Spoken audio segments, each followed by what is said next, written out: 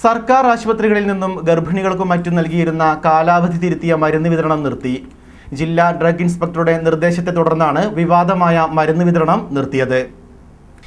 കാളികാവ്, ചോക്കാട്, കരുളായി പ്രാഥമിക ആരോഗ്യ കേന്ദ്രങ്ങളിൽ നിന്ന് ലഭിച്ച മരുന്ന് കുപ്പികളിലാണ് തീയതി തിരുത്തി കൃത്രിമം നടത്തിയതായി കണ്ടെത്തിയിരുന്നത്.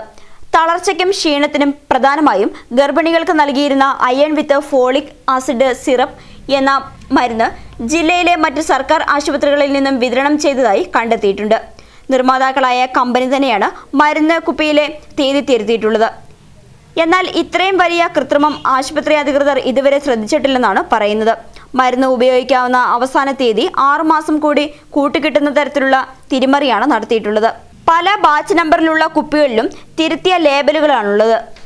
വൻതോതിൽ ഉൽപാദനം നടത്തി മരുന്ന് വിറ്റഴിക്കാൻ കമ്പനി സ്വീകരിച്ച മാർഗമാണ് തീയതി തിരുത്തലിലൂടെ നിർമ്മാതാക്കൾ നടത്തിയിട്ടുള്ളതെന്ന് ആരോപണമുണ്ട്.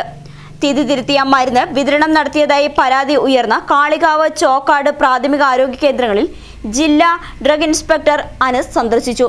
തിരുവാലി, തൂവൂർ തുടങ്ങിയ സ്ഥലങ്ങളിലും തീയതി തിരുത്തിയ ഇതേ മരുന്ന് തന്നെയാണ് വിതരണം ചെയ്തിട്ടുള്ളത്. കേന്ദ്ര സർക്കാർ നേരിട്ട് വിതരണം ചെയ്യുന്ന മരുന്ന് ആയതിനാൽ മറ്റു നടപടികളെക്കുറിച്ച് അധികൃതർക്ക് ഒന്നും പറയാനാവുന്നില്ല. മരുന്ന് വിതരണത്തിൽ ജാഗ്രത പുലർത്തേണ്ടതാണ്. ഗ്രാമപ്രദേശങ്ങളിലെ ആരോഗ്യ ഉപകേന്ദ്രങ്ങളിലൂടെയും ആശാപ്രവർത്തകർ മുഖേനയും ഗർഭിണികൾക്ക് മരുന്ന് വിതരണം ചെയ്യുന്നുണ്ട്.